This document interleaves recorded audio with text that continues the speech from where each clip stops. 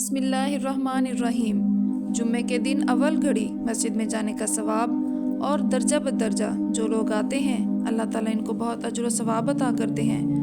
حضرت ابو ہریرہ سے روایت ہے کہ نبی صلی اللہ علیہ وآلہ وسلم نے فرمایا کہ جو غسل کرے، جمعے کے دن اچھے سے بخوبی نہائے اور اول گھڑی مسجد کو جائے تو گویا اس شخص کی مثال ایسی ہے کہ جیسے کسی نے ایک اونٹ کی قربانی مکہ مکرمہ بھیجی ہو۔ پھر دوسری گھڑی جو شخص آئے وہ ایسا ہے جیسے اس کے پاس ایک گائے ہو اور اس نے اس کی قربانی مکہ مکرمہ بھیجی ہو۔ پھر اس کے بعد تیسری گھڑی جو شخص آئے تو اس کی مثال ایسے ہے کہ جیسے اس نے ایک سینگ دار مینڈھے کی قربانی کی ہو۔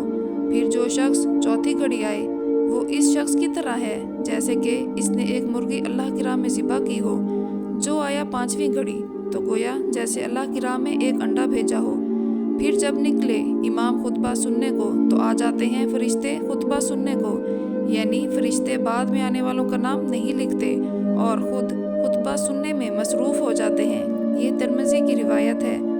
اللہ ہم سب کو جمعے کی بابرکت گھڑیاں نصیب فرمائے، آمین۔